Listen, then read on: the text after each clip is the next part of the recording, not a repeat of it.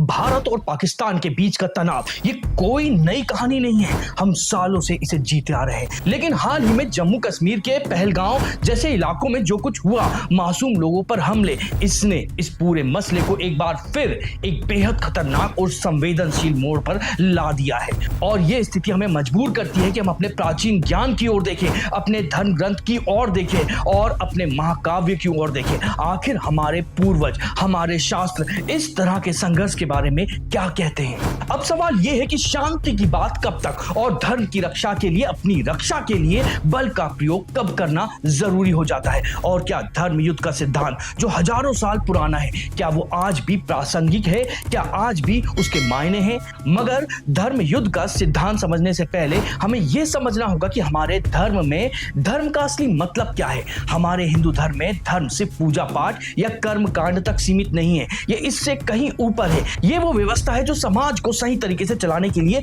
जरूरी है। धर्म जीवन का आधार है, ये न्याय, कर्तव्य और सही व्यवस्था का प्रतीक है। इसकी रक्षा करना हमारा कर्तव्य है और यही हमारा धर्म है। जब समाज में धर्म का पालन होता है, जब लोग अपने कर्तव्य निभाते हैं, जब न्याय होता है तो शांति होती है, व्यवस्था बनी रहती है। लेकिन जब अधर्म बढ़ता है, अन्याय सिर उठाता है, अत्याचार होता है, निर्दोषों पर हमला होता है, तब धर्म खतरे में पड़ जाता है और वो व्यवस्था टूटने लगती है, अराजकता फैलने लगती है। हमारे शास्त्र कहते हैं जब अधर्म इतना प्रबल हो जाए, इतना ताकतवर हो जाए कि वो धर्म को ही नष्ट करने की कगार पर पहुंच जाए, तब धर्म की रक्षा करना, निर्दोषों को बचाना, समाज को बचाना, ये सबसे ऊपर आ जाता है। ये हमारा परम कर्तव्य बन जाता है। भगवत गीता में भगवान कृष्ण ने अर्जुन को यही समझाया था। उनका सारथी बनकर उन्होंने यही ज्ञान दिया था कि धर्म के लिए लड़ना, अधर्म को रोकना, ये उनका क्षत्रिय धर्म है। और यही बात एक राष्ट्र पर भी लागू होती है। एक राष्ट्र का धर्म है अपनी प्रजा की रक्षा करना, अपनी संप्रभुता को बचाना, सीमा सुरक्षित और सुनिश्चित करना, अधर्म को अपने दरवाजे पर रोक देना। मगर क्या इसका मतलब यह है कि जरा सा तनाव होते ही हम युद्ध पर उतर आए? क्या हमारे धर्म में शांति का कोई स्थान नहीं है? बिल्कुल है, और ये स्थान सबसे पहले है। हिंदू धर्म में युद्ध अंतिम उपाय है। शांति, कूटनीति और बातचीत को हमेशा प्राथमिकता दी जाती है। हमारी नीति के 4 सिद्धांत हैं जो युगों से चले आ रहे हैं, साम, दाम, दंड, भेद, और इनका क्रम, इनका सीक्वेंस बहुत महत्वपूर्ण है। सबसे पहले साम यानी समझाना, शांति से बात करना, संवाद स्थापित करना। फिर दाम यानी मोल भाव, रियायतें देकर रास्ता निकालना, यहां तक संभव हो बल प्रयोग से बचना। और आखिर में, बिल्कुल आखिर में, जब बाकी सारे रास्ते बंद हो जाए, तब साम और दाम काम ना करे, तब आता है दंड यानी बल का प्रयोग करना, भेद यानी रणनीति और राजनीति से, कूटनीति से कोई रास्ता निकालना। कौटिल्य, जिन्हें हम चाणक्य के नाम से जानते हैं, उनका महान अर्थशास्त्र भी यही सिखाता है। युद्ध उन 6 नीतियों में से एक है जिसे तभी अपनाया जाना चाहिए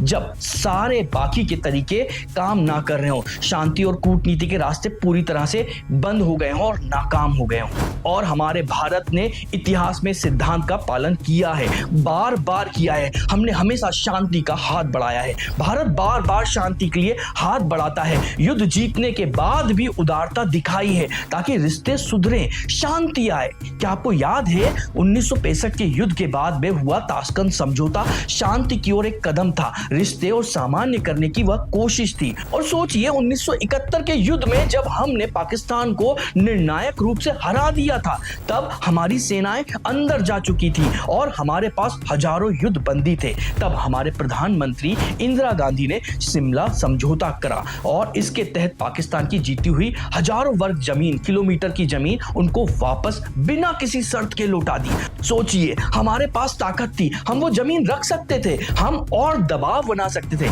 लेकिन हमने शांति का मौका दिया, हमने रिश्ते सुधारने की पहल की और हमारी साम और दाम की नीति का यह सबसे बड़ा ऐतिहासिक उदाहरण था।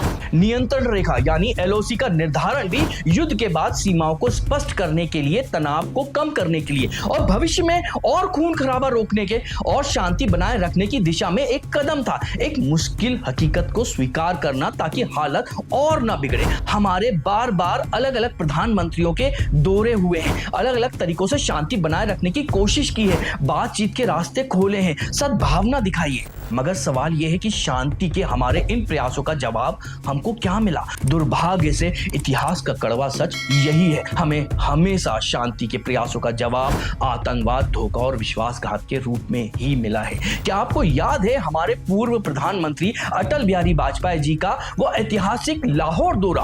फरवरी 1999 में बस से लाहौर गए थे, बिल्कुल नई पहल, दोस्ती का पैगाम लेकर। रिश्ते सुधारने की एक बहुत बड़ी ऐतिहासिक और साहसिक पहल थी, एक नई शुरुआत की उम्मीद जागी थी। मगर जवाब क्या मिला? सिर्फ कुछ ही महीनों बाद कारगिल युद्ध, जब हमने दोस्ती का हाथ बढ़ाया तब हमें हमारी पीठ में छुरा मिला, धोखे से हमला किया गया। और ये इतिहास खुद को दोहरा रहा है। हमारे वर्तमान प्रधानमंत्री नरेंद्र मोदी जी भी अचानक दिसंबर 2015 में लाहौर चले गए। वे नवाज शरीफ के घर में एक शादी में शामिल होने गए। रिश्तों में जमी बर्फ पिघलाने का एक बहुत ही अप्रत्याशित और शायद एक आखिरी साहसिक कदम था ये। मगर इस कोशिश का जवाब क्या मिला? सिर्फ एक हफ्ते बाद पठानकोट एयरबेस पर भीषण आतंकवादी हमला हुआ और फिर 2019 में पुलवामा में भयानक आत्मघाती आतंकी हमला, जिसमें हमारे 40 बहादुर जवान शहीद हो गए। ये हमने एक के बाद एक हमारी शांति के हर कोशिश पर हर बार एक करारा जवाब थे। एक तरफ हम दोस्ती का हाथ बढ़ा रहे थे तो दूसरी तरफ हमें हमारे बहादुर जवानों की, हमारे नागरिकों की लाशें मिल रही थी। क्रॉस बॉर्डर टेररिज्म ने शांति के हर रास्ते बंद कर दिए थे। यह स्थिति बिल्कुल वैसी ही है जैसे रामायण में रावण की थी। भगवान राम ने युद्ध से पहले अंगद को भेजकर, हनुमान को भेजकर समझाने की पूरी कोशिश की, बार बार मौका दिया। शांति के सारे विकल्प जो है वो फेल हो गए क्योंकि रावण अपने धर्म पर अड़ा रहा। वो अहंकार और ज्ञान में इतना डूब चुका था कि सत्य और शांति उसे दिखाई ही नहीं देती थी। उसने हर सद्भावना को ठुकरा दिया।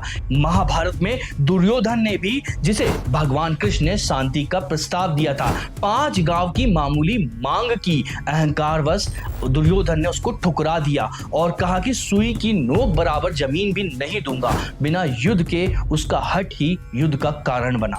बार बार शांति प्रयासों के बावजूद आतंकवाद और हमलों का सामना करना रामायण के रावण या महाभारत के दुर्योधन के हट जैसा ही है, जो शांति सुनने को तैयार ही नहीं है। जब सारे शांति प्रयास विफल हो जाए, जब अधर्म सुनने को तैयार ही ना हो, जब वो इतना ताकतवर हो और हटी हो जाए कि उसे रोका ना जाए, तो वो धर्म को ही नष्ट कर देता है, उस व्यवस्था को मिटा देता है जिसके लिए हम खड़े हैं। जब हर बार शांति की पहल का जवाब आतंकवाद, हमले और निर्दोषों की मौत, जब राज्य की नींव हिलने लगे, तब क्या बचता है? जब बात और समझौते से काम ना चले, जब धर्म खतरे में हो, जब राष्ट्र की सुरक्षा, संप्रभुता और प्रजा का जीवन दांव पर हो, क्या तब बल प्रयोग ही एकमात्र रास्ता है? और क्या इसी स्थिति को हमारे धर्मशास्त्र में धर्म युद्ध कहते हैं? जी हाँ, हमारे शास्त्र, हमारा प्राचीन ज्ञान यही सिखाता है। जब शांतिपूर्ण समाधान से सभी रास्ते, हर संभव प्रयास बंद हो जाए, जब साम और दाम पूरी तरह विफल हो जाए और अधर्म इस हद तक बढ़ जाए कि वो धर्म, न्याय और निर्दोषों के अस्तित्व के लिए, राष्ट्र की सुरक्षा के लिए खतरा बन जाए, तब हिंदू दर्शन में युद्ध को अंतिम उपाय के रूप में स्वीकार किया जाता है। और इसी स्थिति में किए गए युद्ध को धर्म युद्ध कहा जाता है। धर्म युद्ध एक राज्य विस्तार या बदला लेने के लिए नहीं है। इसका उद्देश्य धर्म, न्याय और प्रजा की रक्षा करना है। यह अधर्म का नाश करने और व्यवस्था को फिर से स्थापित करने का अंतिम विकल्प है। भगवत गीता में भगवान कृष्ण ने अर्जुन से इसी धर्म युद्ध को लड़ने के लिए कहा था, क्योंकि कुरुक्षेत्र में अधर्म, हट, अन्याय इतना बढ़ गया था कि उसे शांति से रोकना संभव ही नहीं रहा था। अपनी प्रजा, अपनी भूमि की रक्षा करना, राष्ट्र को बचाना, अपने लोगों की सुरक्षा सुनिश्चित करना, ये धर्म का ही सबसे महत्वपूर्ण हिस्सा है। और इसके लिए बल प्रयोग करना, जब कोई और चारा ना बचे, धर्म ही है। आदर्श रूप में तो धर्म युद्ध के कुछ नियम होते हैं, जैसे निहत्थे पर वार नहीं करना, सोते हुए पर हमला नहीं करना, स्त्री, बच्चे और बूढ़ों पर हाथ नहीं उठाना, पीछे से हमला नहीं करना। मगर युद्ध की परिस्थिति अक्सर इन आदर्श नियमों को बहुत मुश्किल बना देती है, खासकर तब जब शत्रु किसी नियम को मानता ही नहीं हो।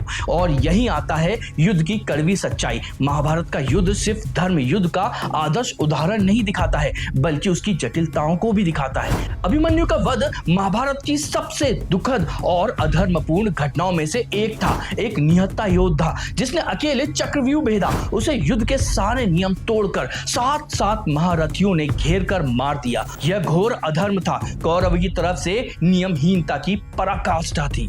जब शत्रु अधर्म करे और नियम तोड़े तो धर्म की रक्षा के लिए कभी कभी रणनीति बदलनी पड़ सकती है। यह व्यक्तिगत छल नहीं बल्कि विपरीत परिस्थितियों में धर्म के बड़े उद्देश्य को बचाने के लिए कठिन प्रयास हो सकता है। अभिमन्यु के इस अधर्मपूर्ण वध के बाद और जब कौरवों ने लगातार नियमों को तोड़ा, अधर्म का सहारा लिया, तब पांडवों को भी युद्ध जीतने के लिए धर्म की रक्षा के लिए कभी कभी ऐसी रणनीतियों का सहारा लेना पड़ा जो आदर्श धर्म युद्ध के नियमों के खिलाफ थी। ये दिखाता है कि युद्ध भले ही धर्म के लिए लड़ा जाए, साफ सुथरा नहीं होता है। इसमें बहुत मुश्किल और अनैतिक रूप के चुनौतीपूर्ण फैसले लेने पड़ते हैं जो धर्म के बड़े उद्देश्य यानी सत्य और न्याय की स्थापना की रक्षा के लिए ही होते हैं। इस प्राचीन ज्ञान का, धर्म युद्ध के इस सिद्धांत का आज के भारत पाकिस्तान के हालात से, खासकर पहलगाम में जो हुआ उस हमले से क्या लेना देना है, ये सारी बातें आज कहां फिट बैठती हैं। जैसा कि हमने आपको बताया कि भारत ने बार बार शांति का हाथ बढ़ाया, कूटनीति अपनाई, उदारता दिखाई, साम और दाम के रास्ते अपनाए, मगर जवाब में हमें लगातार आतंकवाद मिला, हमले में विश्वासघात मिला, निर्दोषों की हत्या मिली। लगातार आतंकवाद, कारगिल, पठानकोट, उरी, पुलवामा जैसे हमले दिखाते हैं कि साम और दाम हमारे प्रयास असफल रहे।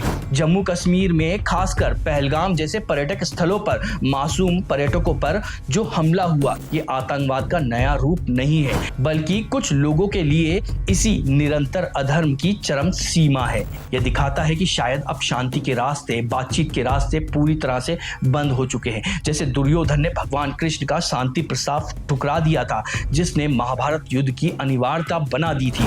पहलगाम हमला कुछ लोगों के लिए वह आखिरी उल्लंघन है जो दिखाता है कि अब कूटनीति नहीं बल्कि दंड मतलब बल प्रयोग ही एकमात्र रास्ता बचा है अपने धर्म, अपने राष्ट्र की रक्षा के लिए। इस दृष्टिकोण से भारत द्वारा की गई कोई भी आवश्यक सैन्य कार्रवाई, जैसे कि आतंकवाद के बुनियादी ढांचे पर की गई स्ट्राइक या सुरक्षा सुनिश्चित करने के लिए उठाए गए कदम, धर्म की रक्षा के लिए, अधर्म मतलब आतंकवाद के खिलाफ उठाया गया एक आवश्यक कदम माना जा सकता है। हमारा प्राचीन ज्ञान हमें यही सिखाता है कि धर्म की रक्षा के लिए खड़े होना जरूरी है। जब अधर्म लगातार बढ़ रहा है और शांति के सारे प्रयास असफल हो रहे हैं, हर संभव कूटनीति विफल हो जाए, जब राष्ट्र की सुरक्षा और प्रजा का जीवन खतरे में पड़ जाए, तब दंड यानी बल का प्रयोग अंतिम विकल्प बन जाता है। यह कठिन और दुखद फैसला है। युद्ध कभी भी आसान नहीं होता, इसमें जान माल का नुकसान होता है, लेकिन कभी कभी धर्म की रक्षा के लिए, अपने अस्तित्व को बचाने के लिए यह आवश्यक हो जाता है। ये थे हमारे विचार इस विषय पर। आप क्या सोचते हैं हमें कमेंट बॉक्स में जरूर बताएं। क्या धर्म युद्ध का सिद्धांत आज भी लागू होता है?